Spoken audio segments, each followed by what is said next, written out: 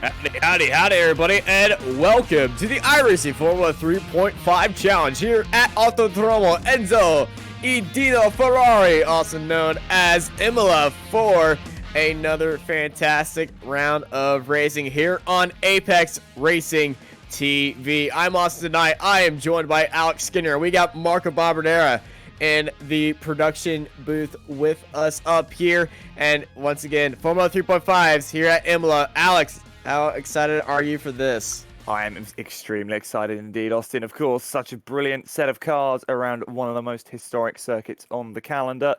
The Autodromo Enzo Edino Ferrari is one of those circuits that's gone through a lot of change over the years, but still provides some amazing racing regardless of what cars we've got on track.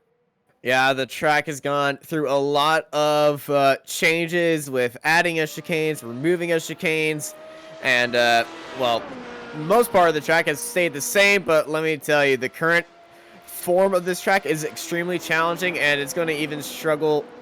Some of the guys up front are going to be struggling with it as well, as we're looking at Tim Delisle right now coming through one of the hairpins at the end of the first sector.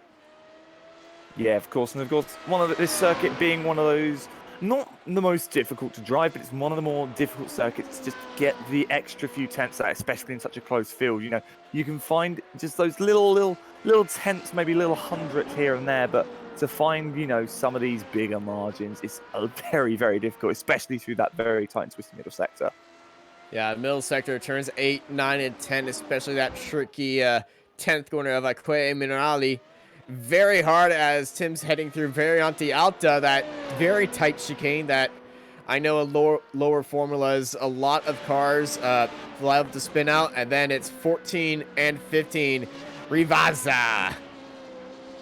See, you're going to be amazing at this with all the corner names, and I'm going to be sat here going, wait, which corner's this one again? Because this is one of those circuits that I really struggle with the corner names on. Wikipedia. Wikipedia is always an amazing source. It just helps when I never actually get it up in time. You get 4 minutes.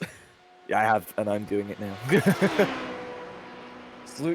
Christopher Herberto comes across the line, sits currently in 5th as we're heading into Variante Tamburello, the old Tamburello corner where, unfortunately, Ayrton Senna has lost his life back in 1994.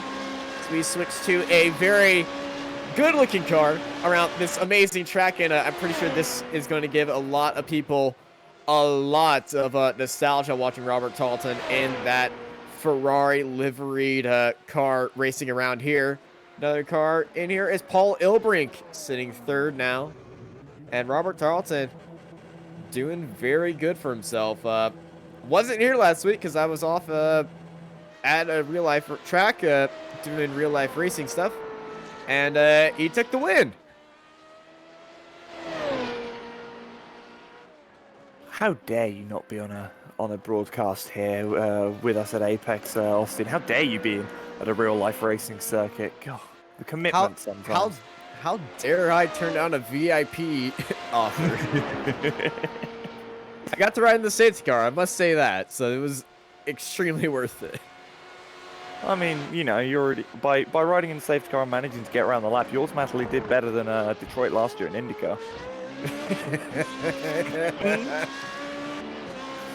Oh god, the memories of that. And for those that aren't aware, that didn't happen to catch that race last year, the safety car managed to crash thanks to the guest driver. So, you know, Austin being sat in the passenger seat didn't at least cause any havoc.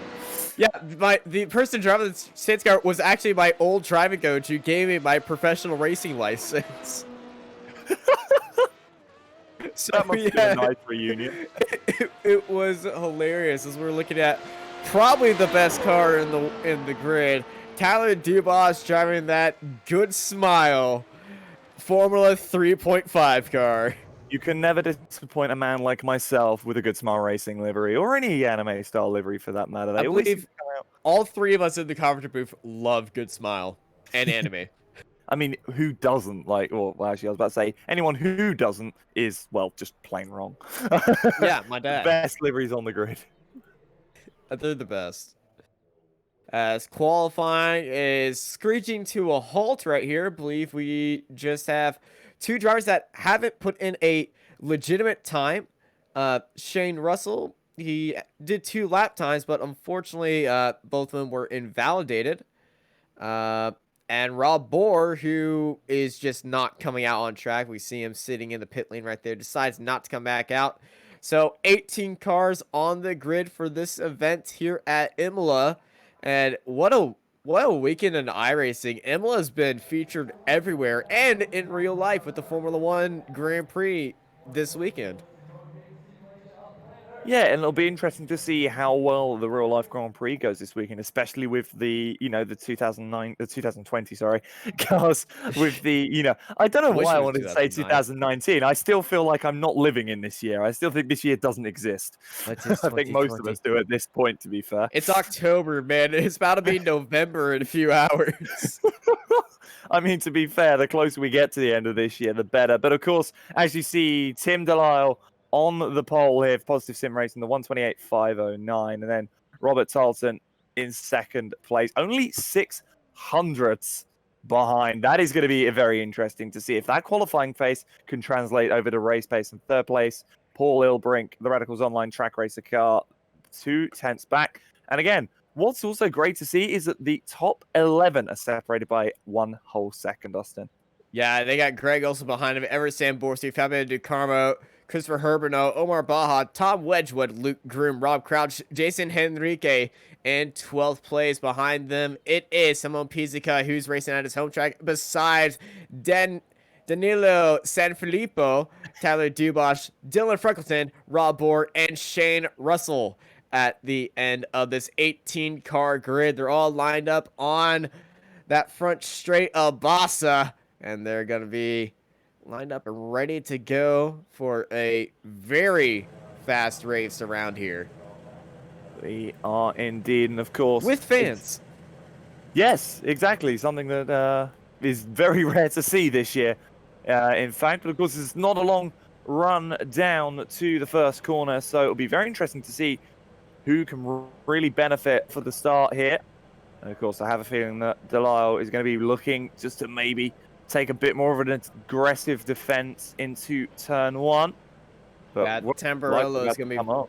Tamburello is going to be very tightly contested between Tarleton and Delisle. Expect a side-by-side race as the 5 red lights are coming on. It's time to go racing here at Imola for the Formula 3.5 challenge. And oh no, Tarleton gets a horrible start. He is going to drop back at least, 6-7 places potentially by the time they get through Tamburello. They are 3 wide in the mid-pack. But Delisle, the start he needed, gets away extremely cleanly here. Olsen sits third. Ilbrink actually in second, so he's going to potentially challenge, but I'm not too sure if he can. Delisle, though, looks in his mirrors, sees Ilbrink behind. Is Ilbrink... Oh, that is the crash in the background. That is... He's around. Coming out of Villeneuve and just hits the wall, and around he goes. Got massive lean damage. Tarleton having to start like he did at Zanzibar, where he qualified on pole, spun up the tires on the start, and fell straight down the grade. He's currently sitting in 7th as Delisle, Ilbrink, also Samborski, Herbino are your top 5. And Ilbrink's off! Coming out of minority. It seems that second place at the moment is not exactly where you want to be. It seems to be a cursed position at the moment, Austin. Anyone that is currently in second will lose it within about a lap of the next. So, well, Olsen needs to hurry up, otherwise he's going to potentially have some issues as we come on to the next lap here. But of course, a bit further down, Sanfilippo just making his way up to 14th place at the moment. There's some fights going on a bit further down the order, just for those sort of lower end places of the lower end places. Oh, look at this. Rob Bohr holding it around the outside of Dylan Freckleton as they head through Variante Bassa. Bohr had a great run. He's got DRS enabled. It's just giving him that front end speed, but Freckleton is buried in that draft, just trying to use whatever he can very early on the brakes for Freckleton as they head into Tamburello. Yeah, it's just a case of how brave are you on the brakes here. As we look a bit further up, it is Groom versus Enrique at the moment, and they've got Dubosh not that far up the road actually in the Good Smile Racing car, but the two trying to, go toe-to-toe here. Obviously the fight for 10th at the moment. Pizzica is not far up the road from these guys either. And obviously, Yeah, the first car Fabio. in the pits is De Carmo. Yeah, Obviously, with that Fabio. wing damage. Yeah, Fabio's very unfortunate. He's been having some rough races every now and then, and that early pit stop, hopefully it's going to be his last pit stop, and hopefully these guys stay a cleaner race throughout, because Imola, it's all about being consistent. Yeah, it is. If this circuit, if you make a mistake at one place, you're going to be dropping down very quickly. It's a track that also really likes flow. It's a track that you want to nail lap after lap after lap. Otherwise, you lose that confidence and you start dropping time. And you can see it up front. Tarleton just pushed out wide slightly. He was already wide, but didn't help the bar. Just went up the inside there. He's now going to potentially lose the place as well to the Marlboro liveried car of Pizzica. As he goes to the outside, across the start-finish stripe. It'll be towards the inside of Tamburello, but no, he's going to get that door slammed shut. Hopefully no international sponsor appeals apply to these two cars that we're looking at right now. Oh, it's always beautiful. Liver rules of Tarleton around the outside. What avoidance by Tarleton to avoid the slow Baja. Baja gets into Pizzica as they enter Villeneuve. Extremely close between the two. I think he didn't expect Pizzica to go, be that aggressive down the inside, and obviously turned in expecting really not much else. And of course, looking a bit further down, Burr now having a look at Enrique up in front. This is obviously still that 5%. These guys all within a couple of seconds of each other. Nobody ever expects a Pizzica down the inside. But I say, if you're expecting a Pizzica down the inside, I think, well, you're maybe driving in your mirrors a bit too much. But of course, well, getting very close to that. Being a Formula 3.5 car. Very true. I do love that livery, though. I do love the livery for Bora, though. That is beautiful, beautifully abstract. Yeah. But out front, already 2.3 seconds between Dalal and Olsen. Just the pace there already. It's sort of stabilizing and stagnating at the moment, but of course, it can go up, can go down. We're only on lap 4 at the moment. Yeah, lap 4 of 24. And these guys just have an entire race left for them. And Rob Bohr in that arts car, or World Championship arts car of his. Well, he's keeping it currently in 14th place. And we see him just stay near the back and then slowly move up through the field. Yeah, he seems to just sort of be playing it safe, not really going too hard too early, seeing that others are making mistakes, so maybe just holding it out, waiting for others to sort of, make errors in front. You see Enrique just having a look to the inside of the Bosch. But of course, in these sort of events, these sort of races, and these sort of cars where it is so easy to make a mistake, as that is Enrique having a look on the outside, not going to make it work there, but it's going to open the door to Burr. Looks to the outside of the following corner, and it's going to be an easy move. Enrique will back out of it. A great move by Rob Bohr through Pilatella. He saw both of them go wide. He took the inside and then coasted through there. And now Rob Bohr up into 13th place, which is surprisingly not the cursed position as you would expect it to be on a day like today. Yeah, exactly. Halloween night, the 13th position, and it's, well, not really been cursed at all. Everyone's been able to hold it pretty solidly. And the Bosch seems also to be making, not mistakes, but seems to sort of be looking like he's unsettled there as we go to a replay. Having a look at Robert Tarleton. What has happened to Tarleton? He's gone into the chicane. Gonna have to spin. And Ilbrick's been having such a tough day today. Meanwhile, Dubois. And Dubois getting overtaken, losing 2 spots in Variante Tamburello. Boy, we missed that one, didn't we, Austin? Because that was evolving. My goodness. Very close still as well. That's Sanfilippo, and he actually almost gets passed by Russell as well. Very lucky to not loop that car around or even get Russell collected in it, because it's so easy to do that with these Formula 1 3.5 cars. Even with the new update that made them very stable and very fun to drive, the, quote, best driving car on iRacing from a few drivers. Not me. I still think that the Corvette's better. I'm slightly biased. Meanwhile, we're going to look a bit farther up. This is a fight for third. Samborski is going to be passed by Herbino. Beautiful move down the inside. Very dominant move through Rivazza into turn 14. That pace starting to come out as well. Been setting some very solid laps and have been closing in ever since. Only now 1.5 seconds back off for second place Dolson, who himself is actually closing in. And look at the times by these guys within a tenth of each other. Not even that, within half a tenth of each other in the top three. This is constantly renowned as the top iRacing official series that is broadcasted here on Apex Racing TV. And these guys with a SOF of 4.8 thousand IR. These guys are the top of the top here on iRacing, especially in these Formula 3.5 cars. Yeah, the best of the best here in the Formula Renault 3.5s, and well, it's being proven right here, right now. Lap 6 of 24. We've only been racing for 10 minutes, but again, it already feels like we're actually getting to the end already with how fast this has been going. Meanwhile, Bort having a look at Baha, not going to be able to make it work. Not really a corner you can make it work. You've got to set it up for later on in the lap, maybe up towards the chicane. It's sort of one by one through here, unless you're very lucky or they make a mistake in front of you. You've just got to be so careful as to not loop the car yourself, otherwise, well, you'll be a bit embarrassed and, you know, you'll be seeing more smoke than anything. Meanwhile, that is Enrique. Enrique going across the grass. Misses braking point or just was caught up in the dirty air, and now he's being caught by the Itasha car. Good smile, Itasha. Just close in around to the outside of Rivazza. And, ooh, Henrique's held that out. Yeah, you're not going to make it work around the outside there unless you're very lucky indeed. Meanwhile, having a look at Groom. This is for 11th place. Looks to the inside as they head towards Tamburello. Doubt it's going to be too contested there. Pretty easily done.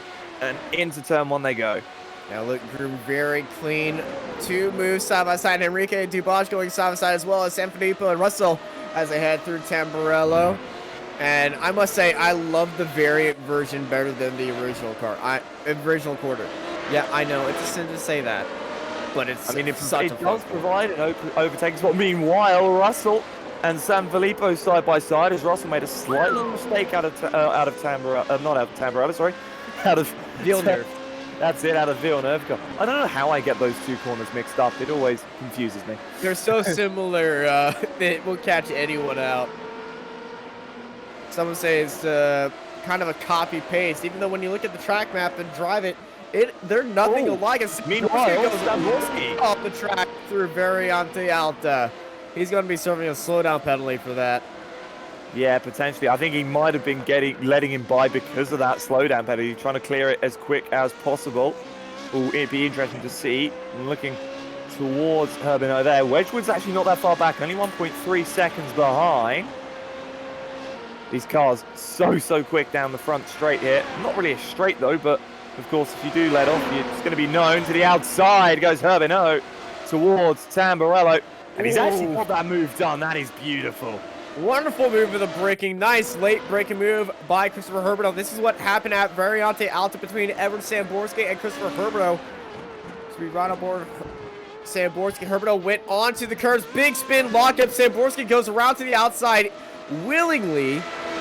Picks up a slowdown penalty, but avoids massive car contact with Christopher Herbino. If this was a live race and with live stewards, Samborski would have protested that so hard. Yeah, it's always one of those, you know, discretion is the better part of valor. You know, take that slowdown penalty, but avoid accidents. And we go to another replay. Now, this looks like Tolton having a look here for another move in the slipstream. And again, just so much power with the DRS on these cars as they go down towards turn 1. And it's just an easy enough move on the inside. Beautiful move by Tarleton. Back to the battle for third place.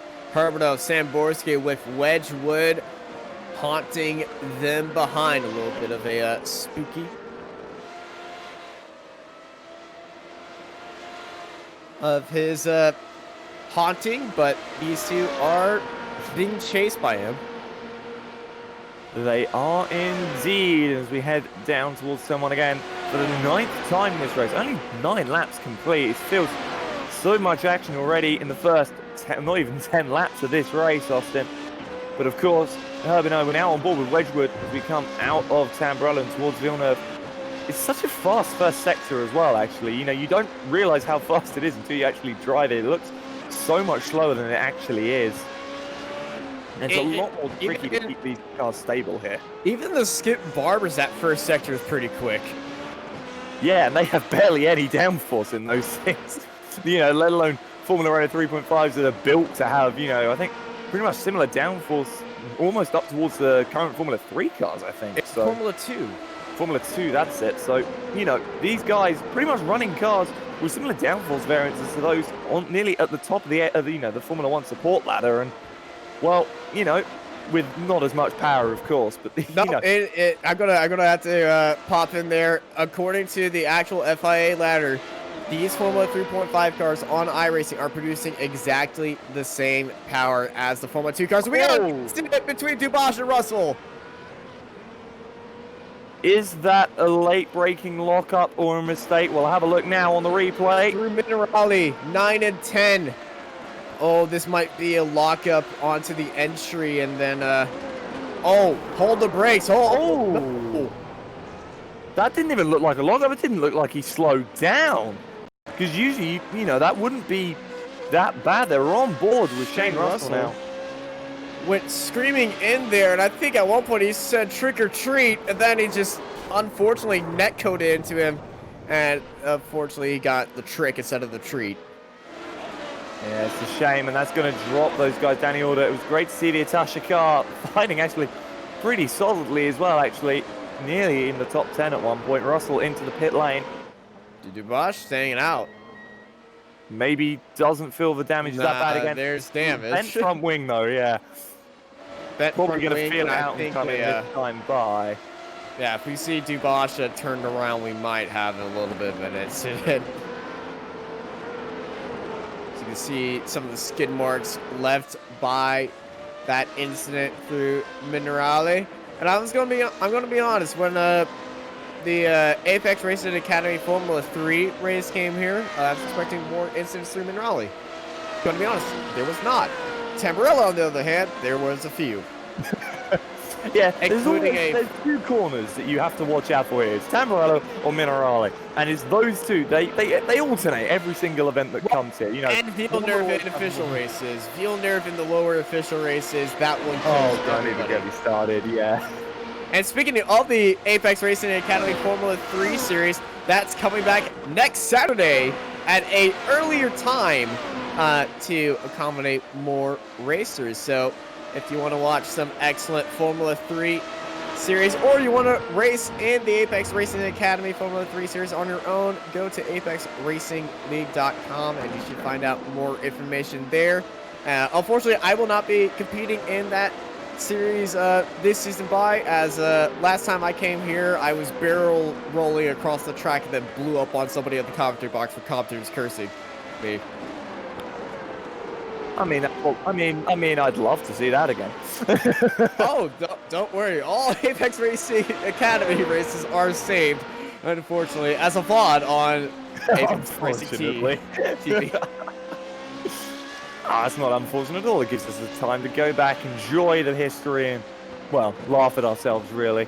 Meanwhile, 2 people that won't be laughing is off in Alta, and he's going to get a slowdown penalty, as now Wedgwood is going to be creeping up on him like a spooky person he is.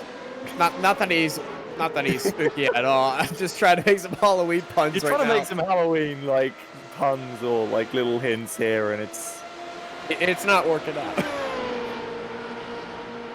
Well, I'm sorry. Maybe later. Yeah, we're only halfway through this race almost. There's still plenty of time, Austin. New fastest lap of the race, Tarleton, 129.5. Fastest lap we've seen. So, Robert Tarleton, sort of in the groove now, I think. Sort of starting to find his rhythm. And we might see him climb back up the order. Of course, started second this race, dropped down after a terrible start. I think one of the worst we have seen potentially here as he actually runs wide out of Villeneuve. And Oh, that's not really backing up the point here, Dalton. You're not really giving the guys confidence that you found a rhythm when you do that. Yeah, there's a time and a place to find a rhythm, and Freckleton is off in Tamburello. Gone very wide there. We got a fight for 10th place between Omar Baja and Rob Bohr. Baja hits the curbs through Piratella. Here comes Bohr, looking down the inside, heading into Minerali. Nose to tail of each other, and they keep it very nicely through there, but Rob Bohr definitely nipping at the heels of Omar Baja. And, oh, that curb nipping at the suspension of Rob Bohr. Yeah, it's a very interesting curve, is like with how these cars react to it. Meanwhile, Dubosh in the pit lane, same as Back in the Russell. pit lane. I don't think Dubosh is pitted, actually. No, they went into the pits already, and then they went into it again. This is the second pit stop, because the first time he had all that wing damage, and they got that fixed, and then they went back out to see second stop, and well, that's their race over. I think they had some minor suspension damage, and they just didn't see the point. Yeah, which I totally understand. Yeah, I totally understand. It's a sprint race. It's totally understandable. It's not like an endurance race where you've got hours and hours to make it up. You know, you've only got, what, 12 laps left to make this up, so totally understandable when you're a lap, or even in Russell's case, 3 laps down at this sort of point of the race. Meanwhile, someone that doesn't really have much to make up is Sam Borski. He's about a second ahead of Wedgwood behind, and, well, only about a second and a half behind Herbino in front. I think he might smell a podium. Oh, Delisle went a little bit wide coming out of Volta, but does not show a off track right there. No, and he's still actually been running quicker than Olsen. That gap, again, it's sort of stagnated again, but it's been coming out ever so slightly. It's actually only at 3 seconds at the moment. We'll see what it is across the line, because, again, Delisle at the front, clean air. Time. Yes, seems to be, yeah, 2.9 seconds the gap, so it's come down by a 10th that lap, it seems. Oh, no, Pizzica's around. Actually, almost rejoins right in front of Bora as well. Just unlucky rejoin there. We'll see what happened. Comes down the hill. I guarantee he's going to get it on the grass and loops it round. Oh. You are confirmed on your guaranteed. Omar Baja was also off the track, and woo, Rob Bohr, 2 spots, 1 corner, and he's going to be very happy through there. And let's ride on board with Rob Bohr. And, well, this is definitely a Halloween treat right here. 2 cars that both of them in front of you, and 2 freebies for you right there. I don't think Rob was really looking at looking at where Pizzica was actually in that whole situation, then suddenly got surprised when he saw the car there. Meanwhile, he's going to be having a go with Ilbrink for P8 here. Get this done. Beautiful move. Very wide through Piratella. That would be an off track and a invalidated lap in F1 in real life, but we are not going by FIA rules here on iRacing. This is what happened to Ilbrink to bring close in the gravel. Oh, slammed into the wall. Definite suspension damage there. In the same spot where the flowers are for Ayrton Senna. Exactly the same spot. Yeah, massive damage for Paul Ilbrink. Perfect. Yeah, look at the front right of the front wing of Paul Ilbrink. I don't think massively damaged. I was going to say, I don't think that's the most of his worries. He's going to have a lot of suspension damage from that as well. And yeah, you can see on the inside, through goes Baha. Makes it done, yeah, 39.6 with the incident and the speed drop. Pizzica's going to close in very, very quickly for that top 10. Wouldn't be surprised if Ilbrink holds it out, though. Again, no. Holds it, though. Beautiful save, actually, by Ilbrink. Almost calamity for Simone Pizzica and Paul Ilbrink, and which would have brought out a lot of Italian rage over the driver's chat if that actually happened. I mean, I don't. I think that would have been the least of the worries here, as he's now got Groom and Henrique behind, just stalking him like shadows in, well, I was going to say shadows in the night, but it's broad daylight here at the Autodromo Enzo Dino Ferrari as they come down and up the hill. Such a difficult corner to actually get on the power without even nearly spinning the rears up sometimes. Indeed, as Henrique looking for some spots on the car in front of him, as let's go up for the battle for 6 between Robert Tarleton and Rob Crouch. Well, the DFR car was slowly making gains on Tarleton, and Tarleton, that pace that he was looking like he was gaining back, well, I think all that magic that he was using has fallen out, as Rob Crouch is nipping at his heels right now.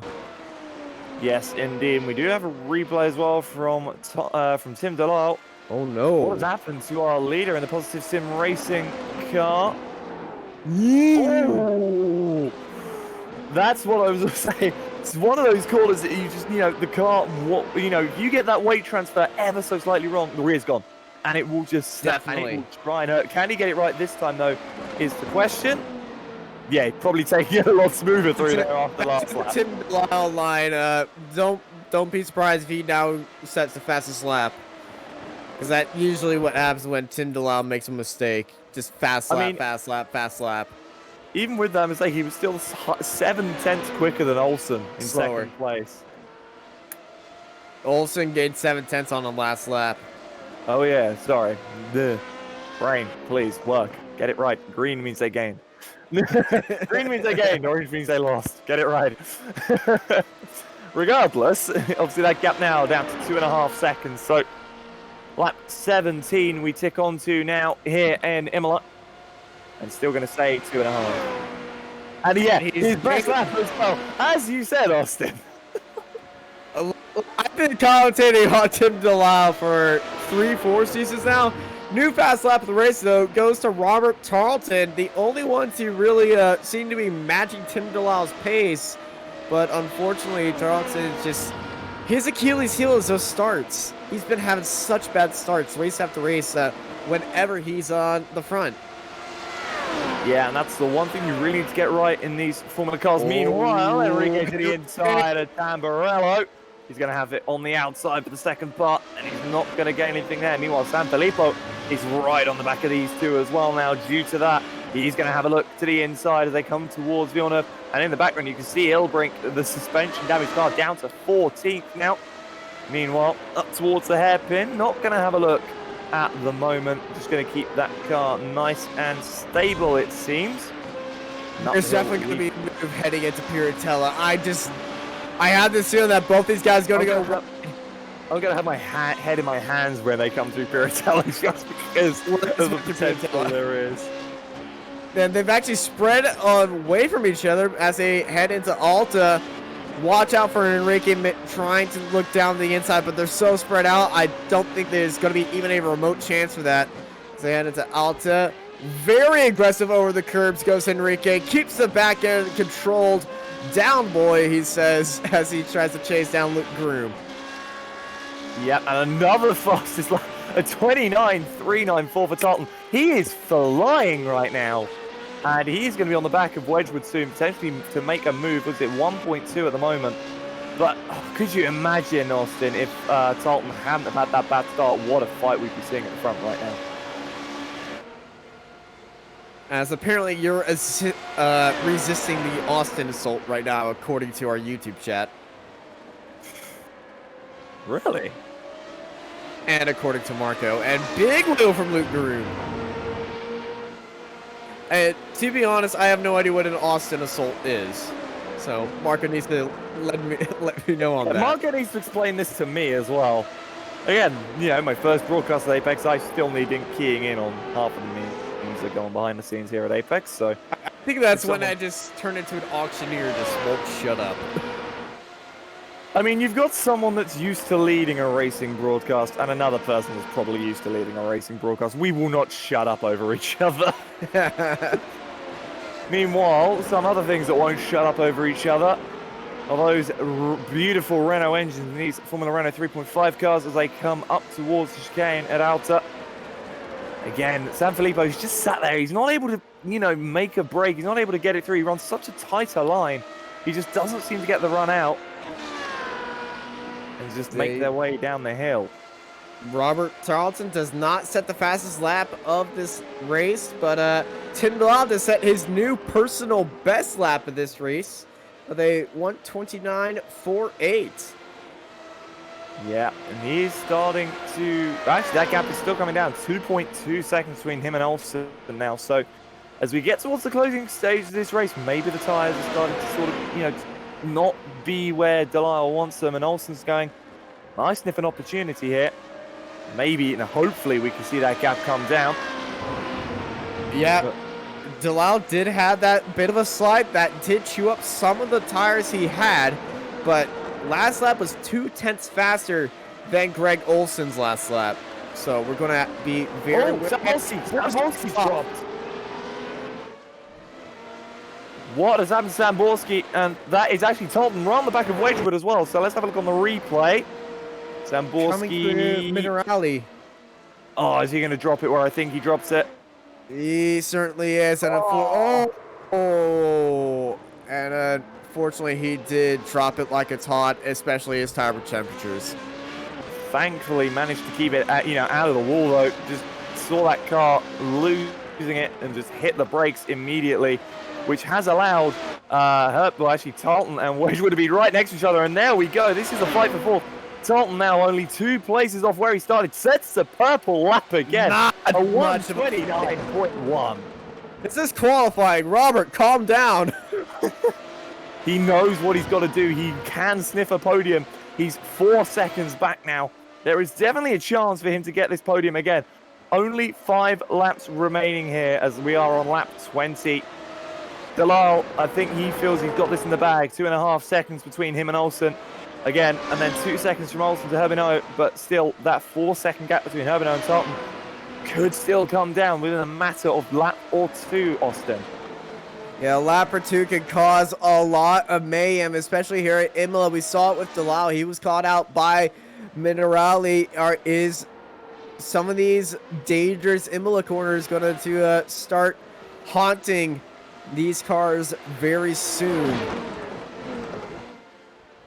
You see how much he wants to ride, you know, he rides the curves through Alda. It's just so beautifully settled. We'll see what the lap difference is this time by, see how big that gap is coming down. Of course, one of the laps with clean air. You can actually see Herbino in the distance, actually on the same camera shot as they came through there. Meanwhile, and there you go, you can see him again. So he's got him in his sights, and I think that the crosshair just on the front of that Ferrari has got that. Got it, not that Ferrari, the Ferrari liveried car, I should say. Gotcha. There we go. Got there eventually. Herbino, personal best of 29.5. It's a 4/10 drop this time by. And the gap is 3.8.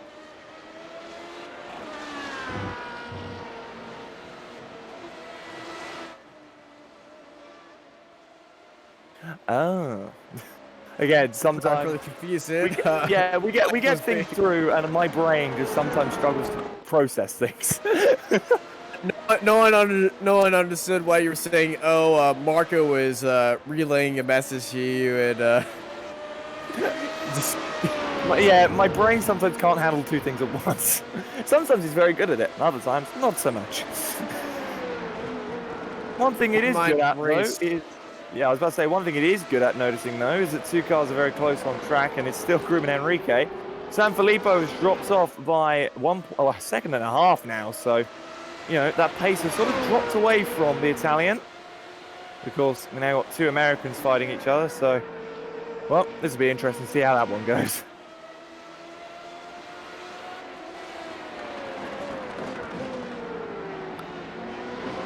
Apparently I was calling Minerali a water bottle.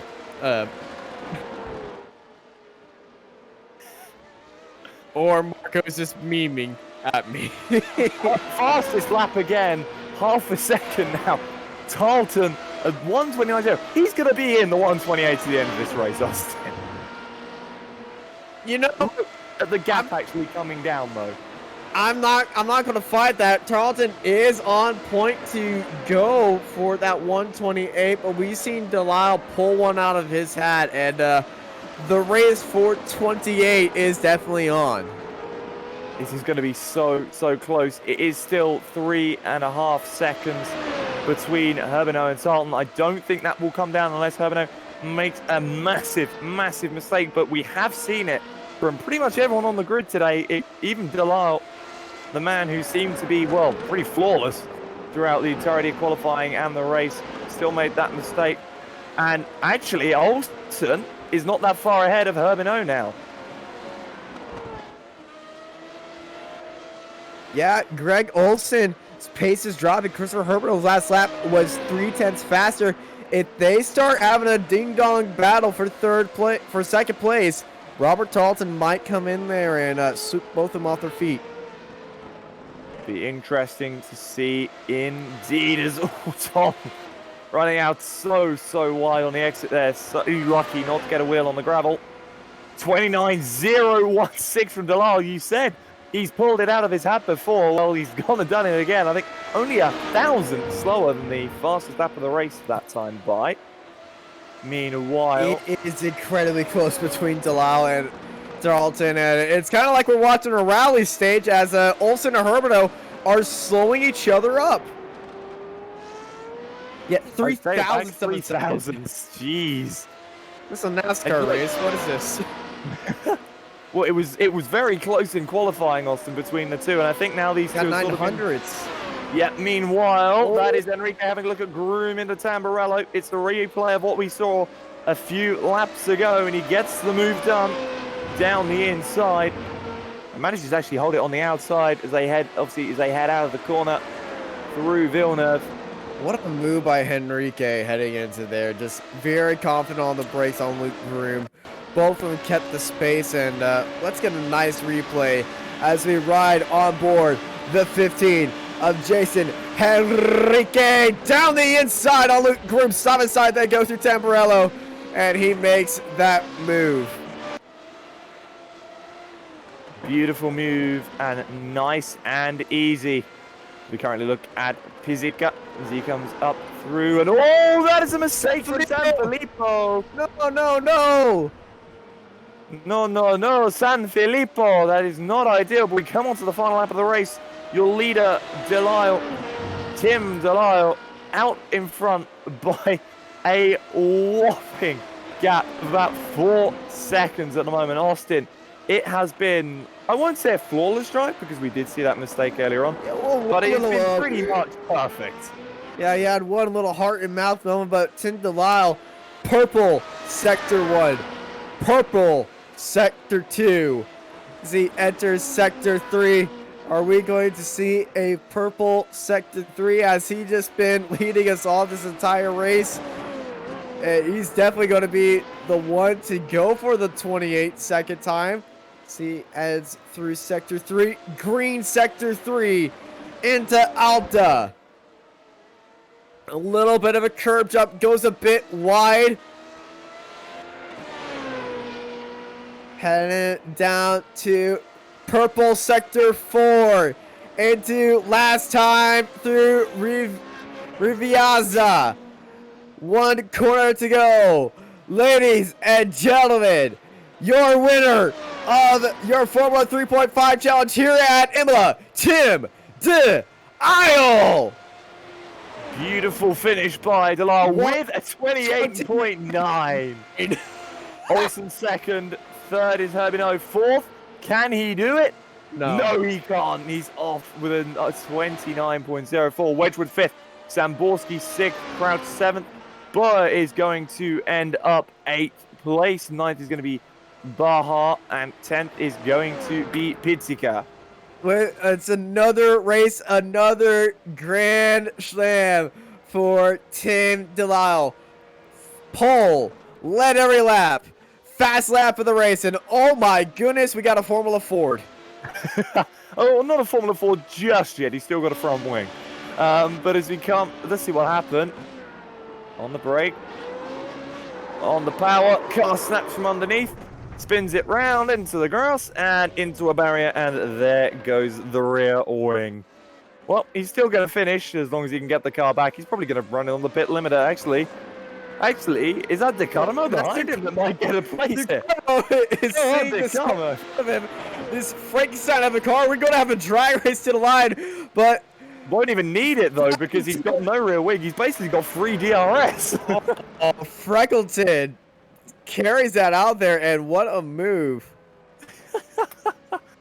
I think the DRS that he had there was, I think he might get disqualified for an illegal use of DRS, you know, removing the whole rear wing from the car. Well, I think he did have one more use left. It was just the entire wing this time. But your results here today, Tim DeLisle takes the win in a dominating fashion. Grand slam for him, another one. Followed by Greg Olson, Christopher Herbert, Robert Tarleton, Tom Wedgwood, Everett Samborski, Rob Crouch, Rob Bohr, Omar Baja, Simone Pizzica, Justin Enrique, Luke Kroom, Daniel A. Sanfilippo, Paul Ilbrick, Dylan Freckleton, Fabio DeCarmo, Tyler DeBush, and Zane Russell at the end of the grid. And that has been your race results here. And we are standing by with the man, the myth, the legend. It's another Grand Slam. Ladies and gentlemen, please welcome to the booth, Tim DeLisle. Hey guys. Tim, how was that race? It was very close in qualifying. Were you worried about that start? Yeah, I was. Rob did a good lap. And yeah, the last sort of 3 weeks, I think, he's had rocket starts every time. So I was just dreading that. I was picturing us side by side into Tamburello, and didn't even want to think about it. But yeah, he made a bit of a mess of the start, unfortunately. I mean, it was good for me. And then they had Paul behind, and I didn't see what happened to him, but it looks like he went off somewhere on the first lap. So I don't know, man. Like, this is the last race I expected to win. So it's hard to take in right now. Well, you took the win here. You had a little bit of a moment through Minerali through turns 9 and 10 with that little bit of a lockup you had, but other than that, that was the only mistake we could find from you. Yeah, there was that one, and then there was another one at Variante Alta. I missed a downshift. Normally take it in second and went in third, just got in way too hot. Didn't spin me out or anything, but just, you know, like half a second long. Off the exit. Yeah, and I felt like I was letting Greg and Co back into it. And like, the reason I'm so surprised at the start of this week, like, I hate this track.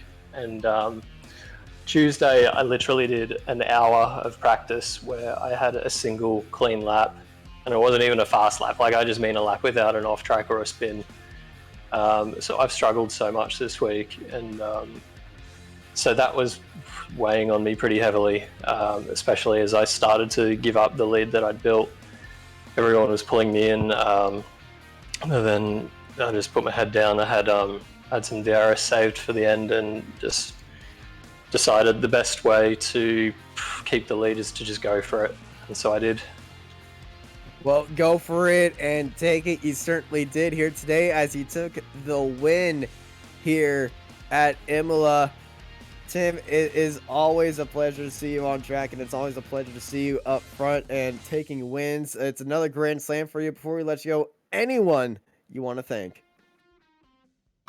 Yeah, the team, Positive Sim Racing. Congrats to Greg. 1-2 is an awesome result. Like, we were not expecting this at all. So, yeah, just really happy for the team. Yeah, I don't know. Congrats to Christoph as well. It's great to see him. He's not here every week, but it's great when he does show up. And his pace in the middle of the race was, yeah, super. I know he was pulling in both me and Greg. So, yeah, congrats to him. Sorry to Robert. I checked after the race. I took that fastest lap on the last lap. Had to do it. But, yeah, thanks to you guys. We were making bets.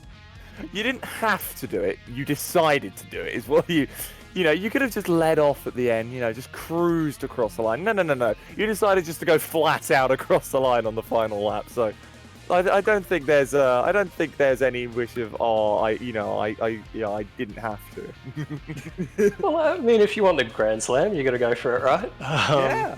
I was just worried because I thought I'd need 2 DRS activations for it, but I used my last one for the start of the lap.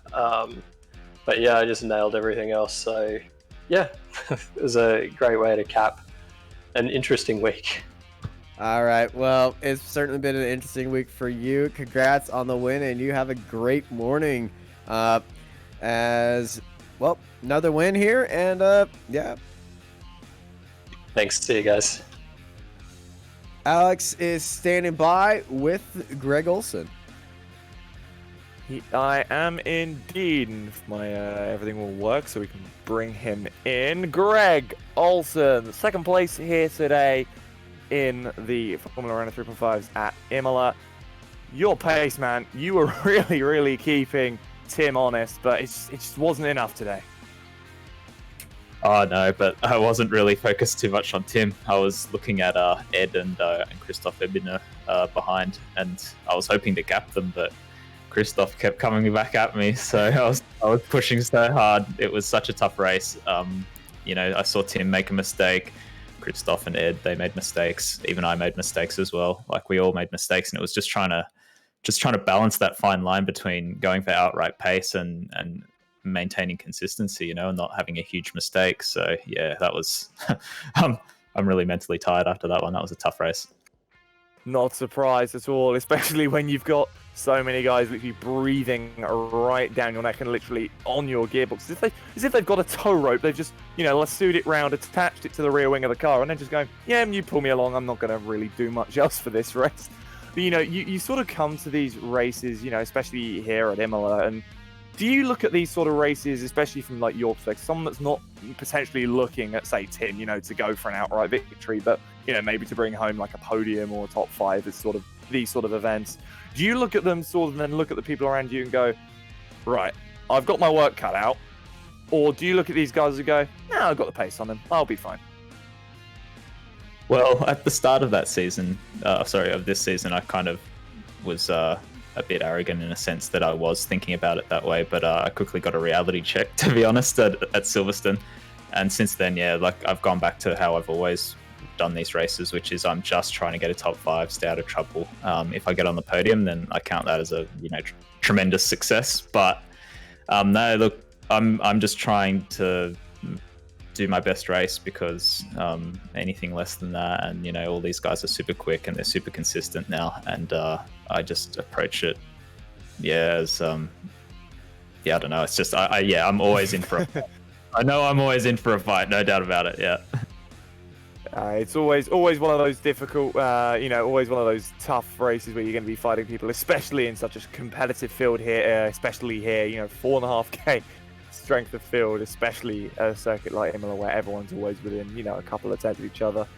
Greg, again, it's been great talking to you. It's obviously always a pleasure to have you here with us here in the Apex Racing TV broadcast booth. Take care, and we'll see you for the next one. Thank you. See you next time. Austin, I believe that you have... Well, we would have Christopher Herberto in here. We usually just do the top 3, but he is not standing He's by hiding with from us. Yeah, he certainly is hiding. I think he's expecting me to just pop out of nowhere and scare him. But unfortunately, the podium is usually what we do here, but I think we're going to make a exception of that, and so we're going to welcome Tom Wedgwood into the booth. Hey, how you doing? Hey Tom, how are you? I'm sweating. I'm not surprised with a race like that, with everyone breathing down your neck and trying to get past you every which way, and maybe even over you sometimes. It would feel like it's a very tough race, and I'm not surprised that you're sweating at all.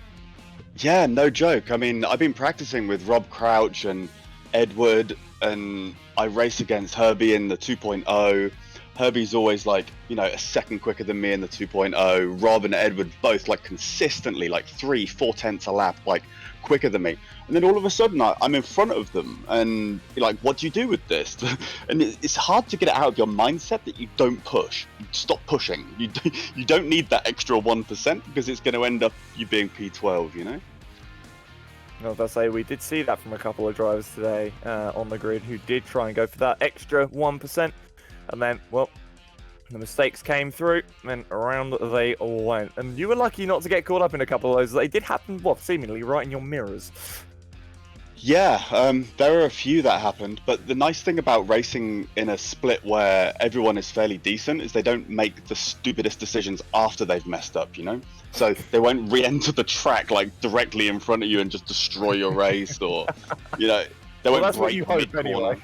Yeah, that's what you hope for, yeah. You just have to have a little bit of trust in them, so.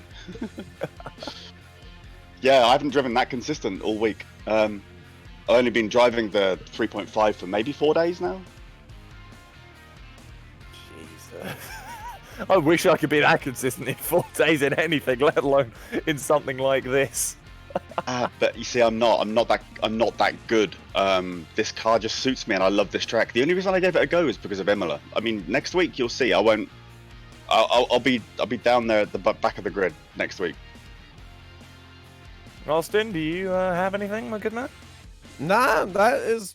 I don't really have a comeback. Hopefully you don't come at the back of the grid next week, because we like seeing you making your way up through there in that beautiful gold and black car.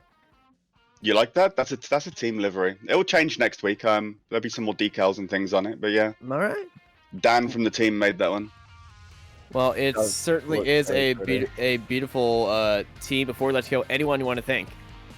Yeah, absolutely. I want to thank Rob Crouch and Edward for coaching me the last 4 days, and the support from my own team, you know, creating liveries and egging me on to actually sign up for this race. Yeah, that's about it, really. It paid off for you. You finished 5th here. That's a top 5 in the stat book, so it is a good result. Thank you, Tom. Hopefully you have a great night and have a happy Halloween. You two guys, take care. You too. Alex, what a fantastic race we witnessed here at Imola. Another great round of the Formula 3.5 Challenge is in the books here on Apex Racing TV. Thank you, everybody, for joining us here on Apex Racing TV for another great round. We want to thank everybody in the chat who came by, stopped by, said hello, and, well, enjoyed some of the banter we had going on in the commentary box. I've been joined by Alex Skinner, who made his debut today. So thank you, Alex, for coming by. And I'm going to say you did fantastic. And we've had the pleasure of having Marco Barbanera in the production booth, giving us all these beautiful cameras and graphics. Thank you, everybody, for watching the iRacing Formula 3.5 Challenge. I'm Austin Knight, and I hope y'all have a fantastic night.